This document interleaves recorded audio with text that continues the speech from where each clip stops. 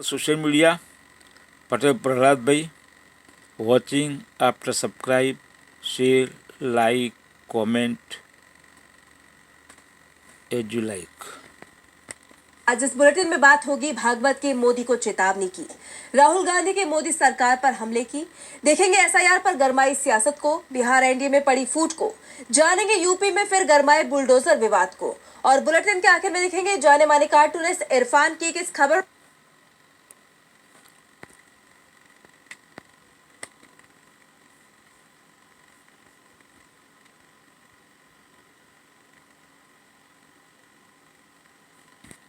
की तमाम बड़ी खबरों से पहले एक नजर आज की सुर्खियों पर। देश भर में मनाया गया विजयदशमी का त्योहार, जगह जगह हुआ रावण दहन, कई हिस्सों में बारिश की वजह से भीगे रावण के पुतले। किसान नेता राकेश टिकैत का बड़ा दावा, बिहार चुनाव में बेईमानी हुई तो बीजेपी जीतेगी, ईमानदारी से चुनाव हुआ तो इंडिया जीतेगा। यूपी के बरेली में 2 दिन और बढ़ाया गया इंटरनेट बैन, 4 जिलों में पुलिस बल तैनात। चंद्रशेखर आजाद ने की बरेली हिंसा की जांच की मांग, कहा एससी की निगरानी में हो सीबीआई जांच। वेस्ट इंडीज के खिलाफ अहमदाबाद टेस्ट के पहले दिन मजबूत स्थिति में पहुंचा भारत, पहले खेलते हुए 162 पर आउट हुई वेस्ट इंडीज की टीम। भारत ने खेल खत्म होने के समय बना लिए हैं 2 विकेट पर 121 run. Have you ever wanted to see? ये तो थी सुर्खियां, अब बात आज की सबसे बड़ी खबर की। संघ का शताब्दी समारोह पूरे देश में मनाया जा रहा है। इसका मुख्य कार्यक्रम नागपुर में आरएसएस मुख्यालय में हुआ। एक दिन पहले दिल्ली में संघ के 100 साल पूरे होने पर पीएम मोदी ने एक डाक टिकट और 100 रुपए का सिक्का जारी किया था, जिसमें आरएसएस चीफ नहीं दिखाई दिए थे। तो नागपुर में हुए कार्यक्रम में पीएम मोदी नहीं पहुंचे। इस बीच मोहन भागवत ने पीएम मोदी को चेतावनी जरूर दे दी है। तो क्या कुछ कहा भागवत ने, देखिए इस रिपोर्ट में। आरएसएस चीफ मोहन भागवत ने दशहरा पर आयोजित संघ के कार्यक्रम में मोदी सरकार को सख्त चेतावनी दी है। भागवत ने कहा है कि जनता से अगर सरकार दूर होगी तो जन विद्रोह हो सकता है। भागवत ने श्रीलंका और बांग्लादेश के साथ नेपाल में हुए जन विद्रोह को लेकर कहा कि जब सरकार जनता से दूर रहती है और उनकी समस्याओं से अनभिज्ञ रहती है और उनके हित में नीतियां नहीं बनती तो लोग सरकार के खिलाफ हो जाते हैं। लेकिन अपनी नाखुशी जाहिर करने के लिए इस तरीके का इस्तेमाल करने से किसी को कोई फायदा नहीं होता। हिंसक विरोध प्रदर्शनों से कोई मकसद हासिल नहीं होता, बल्कि देश के बाहर बैठी शक्तियों को अपना खेल खेलने का एक मंच मिल जाता है। भागवत को डर लद्दाख में हुए युवाओं के आंदोलन को लेकर दिखाई दे रहा है, इसलिए उन्होंने इन आंदोलनों को लेकर ये भी कहा है कि इससे कुछ भी हासिल नहीं होता। लेकिन मोदी सरकार को उन्होंने जरूर चेतावनी दे दी है कि जनता के हक की नीतियां नहीं बनाएंगे तो भारत में भी कुछ बड़ा हो सकता है। दूसरी तरफ विपक्ष लगातार सरकार को घेर रहा है। खासतौर पर जिस तरह से संघ के 100 साल पूरे होने पर जो सिक्का जारी किया गया, उसमें राष्ट्रीय ध्वज की जगह भगवा ध्वज दिखाया गया है, उसे लेकर सरकार पर सवाल उठ रहे हैं। विपक्ष पहले से ही मोदी सरकार पर तानाशाही की तरफ काम करने का आरोप लगाता रहा है। ऐसे में अब संघ प्रमुख की चेतावनी से मोदी सरकार मुश्किल में घिरती दिख रही है। संघ प्रमुख के बयान से साफ हो गया है कि उन्हें देश में क्रांति का डर लग रहा है। भागवत ने मोदी सरकार को चेतावनी दी है कि जनता से दूर नहीं रहे। विपक्ष दावा कर रहा है कि मोदी सरकार मनमानी कर रही है, तो विदेश दौरे पर पहुंचे राहुल गांधी ने भी देश के लोकतंत्र की स्वतंत्रता पर सवाल उठा दिए हैं। मोदी सरकार की नीतियों को लेकर राहुल गांधी ने तीखा हमला बोला है। तो क्या कुछ कहा राहुल गांधी ने, जानने के लिए देखिए ये रिपोर्ट। कांग्रेस सांसद राहुल गांधी इस वक्त कोलंबिया में हैं। यहाँ उन्होंने कोलंबिया के EIA यूनिवर्सिटी में एक संवाद कार्यक्रम में हिस्सा लिया। इस दौरान राहुल ने कहा कि भारतीय लोकतंत्र पर लगातार हमले हो रहे हैं। उन्होंने कहा कि भारत दुनिया को बहुत कुछ दे सकता है, मगर भारतीय ढांचे में कुछ खामियां हैं, कुछ जोखिम हैं, जिनसे भारत को पार पाना होगा। सबसे बड़ा जोखिम लोकतंत्र पर हो रहा हमला है। भारत में कई धर्म, परंपराएं और भाषाएं हैं। एक लोकतांत्रिक व्यवस्था सभी के लिए जगह प्रदान करती है, लेकिन इस समय लोकतांत्रिक व्यवस्था पर हर तरफ से हमला हो रहा है। राहुल ने आगे कहा कि देश के सामने दूसरा जोखिम देश के विभिन्न हिस्सों के बीच दरार है। उन्होंने कहा करीब 16-17 अलग अलग भाषाएं और अलग अलग धर्म हैं। इन अलग अलग परंपराओं को पनपने देना, उन्हें अपनी अभिव्यक्ति की जगह देना भारत के लिए बहुत जरूरी है। हम वो नहीं कर सकते जो चीन करता है, लोगों को दबाना और एक सत्तावादी व्यवस्था चलाना। हमारी व्यवस्था इसे स्वीकार नहीं करेगी। राहुल ने कहा कि हम वो नहीं कर सकते जो चीन करता है, लोगों को दबाना और एक सत्तावादी व्यवस्था चलाना। हमारा ढांचा इसे स्वीकार नहीं करेगा। हम तानाशाही व्यवस्था नहीं चला सकते। भारत की व्यवस्था बहुत जटिल है। भारत की ताकतें चीन से अलग हैं। भारत की एक प्राचीन आध्यात्मिक और वैचारिक परंपरा भी है जो आज की दुनिया के लिए बहुत उपयोगी है। उन्होंने आगे कहा कि भारत में आर्थिक विकास के बावजूद हम नौकरियां देने में असमर्थ हैं, क्योंकि हमारी अर्थव्यवस्था सर्विस सेक्टर पर निर्भर है और हम मैन्युफैक्चरिंग में असमर्थ हैं। अमेरिका में ट्रंप के साथ ज्यादातर लोग वो हैं जिन्होंने मैन्युफैक्चरिंग क्षेत्र में अपनी नौकरियां खो दी हैं। राहुल ने कहा कि चीन एक गैर लोकतांत्रिक परिस्थिति में मैन्युफैक्चरिंग का हब बना, लेकिन हमें एक लोकतांत्रिक ढांचे की जरूरत है। हमारे लिए चैलेंज लोकतांत्रिक व्यवस्था के भीतर मैन्युफैक्चरिंग का एक ऐसा मॉडल विकसित करने का है जो चीन को टक्कर दे सके। राहुल गांधी लोकतंत्र और संविधान बचाने की लड़ाई लड़ते चले आ रही हैं। एक बार फिर उन्होंने लोकतंत्र बचाने की बात कही है, तो बिहार में लोकतंत्र बचाने की अलग ही लड़ाई चल रही है। यहाँ वोटिंग लिस्ट को लेकर चल रहा बवाल शांत होता नहीं दिख रहा। विपक्ष की तरफ से तेजी से वोटिंग लिस्ट का वेरिफिकेशन किया जा रहा है। इस बीच चुनाव आयोग ने भी सियासी दलों को बैठक का न्योता भेज दिया है। तो क्या है पूरा मामला, देखिए इस रिपोर्ट में। 30 सितंबर को बिहार एसआईआर की फाइनल ड्राफ्ट लिस्ट जारी हुई, जिस पर दावा आपत्ति की आखिरी तारीख 3 अक्टूबर की है। भले ही विपक्षी पार्टियों ने 30 तारीख से अभी तक इस मामले पर कुछ खुलकर जाहिर नहीं किया है, लेकिन माना जा रहा है कि दावा आपत्ति के आखिरी दिन वो चुनाव आयोग को घेरने वाले हैं। फिलहाल कांग्रेस समेत बिहार में विपक्षी खेमे के बाकी दल ड्राफ्ट और आखिरी वोटर लिस्ट के विरोधाभासी पहलुओं, जोड़े या काटे गए नामों की संख्या और पूरी प्रक्रिया में कथित गड़बड़ियों का गहराई से अध्ययन कर रहे हैं। विपक्ष की तैयारी है कि वो 7 तारीख को सुप्रीम कोर्ट में इस मामले पर होने वाली सुनवाई में गड़बड़ियों के सारे सबूत पुख्ता तौर पर पेश कर सके। इस बीच खबर ये भी सामने आई है कि 4 अक्टूबर को मुख्य निर्वाचन आयुक्त ज्ञानेश कुमार पटना दौरे पर आ रहे हैं और सभी राजनीतिक पार्टियों के प्रतिनिधियों के साथ बैठक करेंगे। ये बैठक सुबह 10 बजे से दोपहर 12 बजे तक पटना के होटल ताज में होगी। हालांकि इस बैठक में वीआईपी, आरएलएम और हिंदुस्तानी आवाम मोर्चा जैसी पार्टियों को आमंत्रित नहीं किया गया है। अपर मुख्य निर्वाचन पदाधिकारी अमित कुमार पांडे ने आम आदमी पार्टी, बसपा, बीजेपी, भाकपा माले, कांग्रेस, जेडीयू, आरजेडी समेत कई अन्य दलों के प्रतिनिधियों को बैठक में शामिल होने को कहा है। माना जा रहा है कि विपक्षी दलों को न बुलाकर चुनाव आयोग ने अलग ही सिरदर्द मोल ले लिया। तो वहीं साथ ही साथ ये भी देखना होगा कि दावा आपत्ति के आखिरी दिन किन गड़बड़ियों का खुलासा करता है।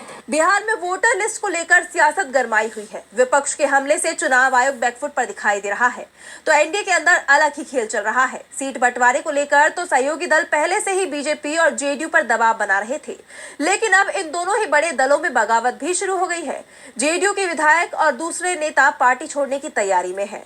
बिहार विधानसभा चुनाव से पहले विपक्ष तो एनडीए की टेंशन बढ़ा ही रहा है, लेकिन साथ ही उसे अपने ही सहयोगियों की तरफ से लगातार एक के बाद एक झटके भी लग रहे हैं, जिससे वो दो तरफा मुसीबत से घिर गई है। दरअसल खगड़िया के परबत्ता से मौजूदा जेडीयू विधायक डॉक्टर संजीव कुमार जल्द ही आरजेडी में शामिल होने वाले हैं। उनकी तेजस्वी यादव के साथ मुलाकात की एक तस्वीर तेजी से वायरल हो रही है, जिससे उनके पाला बदलने की अटकलें तेज हो गई हैं। बताया जा रहा है कि संजीव कुमार 3 अक्टूबर को गोगरी में आयोजित एक बड़ी सभा में नेता प्रतिपक्ष तेजस्वी यादव की मौजूदगी में आरजेडी में शामिल हो सकते हैं। डॉक्टर संजीव पिछले कुछ वक्त से पार्टी नेतृत्व से नाराज चल रहे हैं और उनके कई बयान जेडीयू के शीर्ष नेतृत्व के खिलाफ आ चुके हैं। जानकारों का मानना है कि परबत्ता क्षेत्र में मजबूत पकड़ रखने वाले डॉक्टर संजीव के आरजेडी में जाने से पार्टी को भूमिहार समुदाय का बड़ा लाभ मिल सकता है। माना यह भी जा रहा है कि एनडीए को लग रहे इन झटकों के पीछे एक बड़ी वजह महागठबंधन की बढ़ती लोकप्रियता भी है। अपनी हालिया रैलियों से उसने राज्य में अपनी जमीनें निश्चित तौर पर मजबूत की है, जिसका असर अब दिखने लगा है। इधर जेडीयू विधायकों की नाराजगी और दल बदल की बढ़ती खबरों ने सीएम नीतीश कुमार की चिंता बढ़ा दी है। बीजेपी के साथ गठबंधन की नाराजगी का सीधा असर जेडीयू के प्रदर्शन पर पड़ रहा है और माना जा रहा है कि ऐसी स्थिति में नीतीश कुमार अब कोई रिस्क नहीं लेना चाहेंगे। राजनीतिक गलियारों में इस बात की चर्चा अब तेज है कि ये नेता जेडीयू से ज्यादा उसके बीजेपी के साथ गठबंधन को लेकर नाराज हैं। अब अगर नेताओं का एनडीए छोड़ने का सिलसिला इसी तरह चलता रहा तो मुमकिन है कि नीतीश कुमार बहुत जल्द कोई बड़ा राजनीतिक फैसला ले सकते हैं। विधानसभा चुनाव से पहले के इस घटनाक्रम को एनडीए के लिए खतरे की घंटी के तौर पर देखा जा रहा है। बिहार में एनडीए में बगावत के चलते घमासान मचा हुआ है, तो घमासान इस समय उत्तर प्रदेश के संभल में भी मचा हुआ है। यहाँ योगी सरकार का बुलडोजर गरज रहा है। ये बुलडोजर मस्जिद और मदरसे को गिराने पहुंचा था। इस कार्रवाई को लेकर अब विपक्ष का गुस्सा फूट पड़ा है। तो क्या है पूरा मामला, जानेंगे इस रिपोर्ट में। उत्तर प्रदेश में एक बार फिर बुलडोजर एक्शन का मामला सामने आया है। संभल जिले में तालाब की जमीन पर बने एक निर्माण पर योगी सरकार का बुलडोजर चला है, जिससे एक नया राजनीतिक विवाद खड़ा हो गया है। संभल मुख्यालय से 30 किलोमीटर दूर राया बुजुर्ग गांव में लगभग 30,000 वर्ग फीट में फैले एक मैरिज हॉल और उसके बगल में बनी 550 वर्ग फीट की मस्जिद पर प्रशासन ने कार्रवाई की। डीएम और एसपी की मौजूदगी में 4 बुलडोजरों ने करीब 4 घंटे तक मैरिज हॉल को ध्वस्त किया। हालांकि स्थानीय लोगों ने मस्जिद तोड़ने के लिए 4 दिन की मोहलत मांगी है। उधर प्रशासन का दावा है कि ये दोनों निर्माण तालाब की जमीन पर अतिक्रमण करके बनाए गए थे। इस कार्रवाई को लेकर AIMIM के प्रमुख असदुद्दीन ओवैसी ने योगी सरकार पर तीखा हमला बोला है। ओवैसी ने अपने एक्स पोस्ट में लिखा, राज्य सरकार ध्वस्तीकरण में सुप्रीम कोर्ट की गाइडलाइंस का पालन नहीं कर रही, बुलडोजर से जुल्म किया जा रहा है। जुल्म की किस्मत नाकारा और रुस्वा से कहो, जुल्म की बात ही क्या, जुल्म की औकात ही क्या, जुल्म बस जुल्म है। आगाज से अंजाम तलक ऐसे शोले कि बुझाओ तो बुझाए ना बने, ऐसे नारे कि दबाओ तो दबाए ना बने। ओवैसी ने इस पोस्ट के जरिए योगी सरकार पर सीधा आरोप लगाया है कि वो न्यायिक प्रक्रिया और कानून के राज का उल्लंघन कर रही है। यानी ये मुद्दा कानूनी न रहकर अब राजनीतिक रंग ले चुका है, जिसमें सरकार की मंशा पर गंभीर सवाल उठ रहे हैं कि वो अवैध अतिक्रमण हटाने के लिए ऐसी कार्रवाई कर रही है या फिर इसमें किसी विशेष समुदाय के प्रति राजनीतिक बदले की भावना शामिल है। बुलडोजर एक्शन को लेकर योगी सरकार की मंशा पर सवाल उठ रहे हैं, तो सवाल केंद्र सरकार पर भी गहराते जा रहे हैं। लद्दाख में हिंसा के बाद सामाजिक कार्यकर्ता सोनम वांगचुक को गिरफ्तार कर लिया गया, जिसके बाद से लगातार उनकी रिहाई की मांग तेज हो गई है।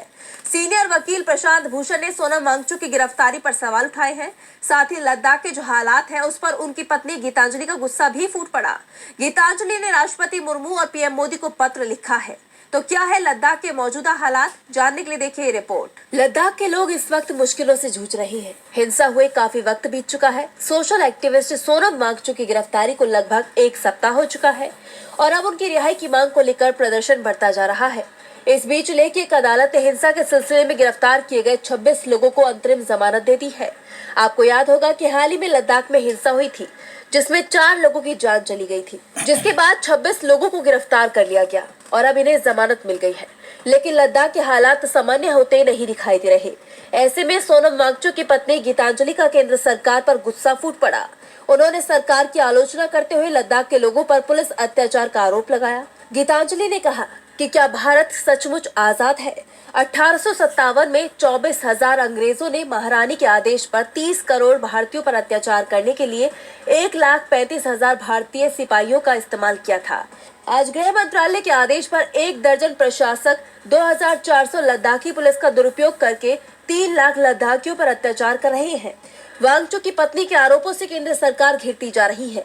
ऐसे में सीनियर वकील प्रशांत भूषण ने भी सवाल उठाए हैं। उन्होंने कहा कि सोनम वांगचुक को पूरी तरह से अलग सेल में रखा गया है। उन्हें पत्नी से मिलने नहीं दिया जा रहा है। क्या ये लोकतंत्र है?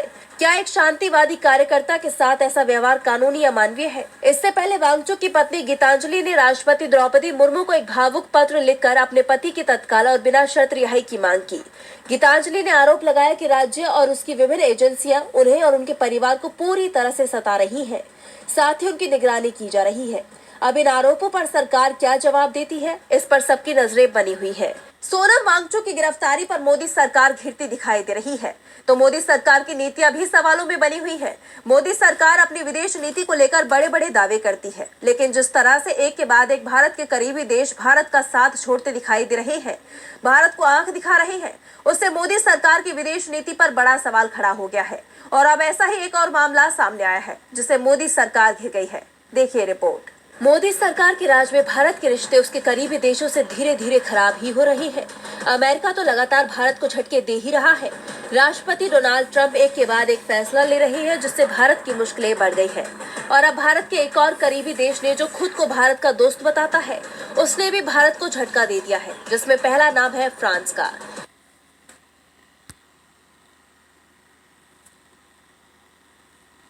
फ्रांसीसी नौसेना ने पश्चिमी फ्रांस के पास एक ऑयल टैंकर बोराकाय को घेरकर अपने कब्जे में ले लिया है। ये जहाज रूस की कथित शैडो फ्लीट का हिस्सा माना जा रहा है। फ्रांस के ब्रेस्ट शहर के अभियोजक स्टीफन केलनबर्गर ने बताया कि जहाज के 2 क्रू मेंबर, जो खुद को कैप्टन और फर्स्ट मेट बता रहे थे, उन्हें हिरासत में ले लिया गया है। रिपोर्ट में दावा किया गया है कि ये टैंकर रूस के प्रीमोर्स्क यानी कि सेंट पीटर्सबर्ग के पास से 7.5 लाख बैरल कच्चा तेल लेकर भारत जा रहा था, लेकिन इसे फ्रांस की नौसेना ने रोककर सेंट नाजेर की तरफ मोड़ दिया। वहीं दूसरी तरफ क्रेमलिन ने इस घटना पर कोई जानकारी होने से इनकार किया है, लेकिन यूरोप में इसे रूस की रणनीति से जोड़कर देखा जा रहा है। दरअसल रूस पर तेल व्यापार पर प्रतिबंध है और कहा जाता है कि उसकी शैडो फ्लीट जैसे जहाजों का नेटवर्क है, जो बार बार नाम और रजिस्ट्रेशन बदलकर तेल की तस्करी करते हैं। यानी एक तरह से कहा जा सकता है कि फ्रांस ने रूस से भारत की तरफ आ रहे तेल के रास्ते में अड़ंगा लगा दिया है, जिससे साफ है कि कहीं न कहीं उसने भी भारत को झटका दे दिया है। और बुलेटिन के आखिर में देखेंगे जाने माने कार्टूनिस्ट इरफान की इस खबर पर पड़ी तिरछी नजर।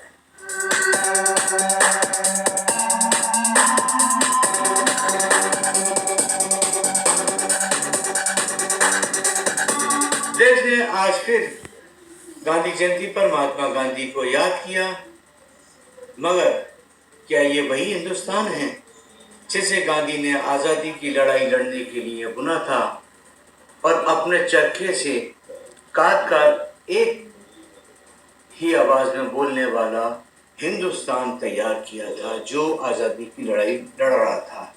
लेकिन दुर्भाग्य से आज वही हिंदुस्तान कई टुकड़ों में, क्षेत्रवाद में, जातिवाद में और सांप्रदायिकता में हर तरह से बटा हुआ है। अब फिर से गांधी वाला हिंदुस्तान दोबारा से कैसे बनेगा, उसके लिए एक और गांधी की देश को जरूरत है। सेकंड महात्मा गांधी, राहुल गांधी को तहे दिल से श्रद्धांजलि अर्पित करते हैं।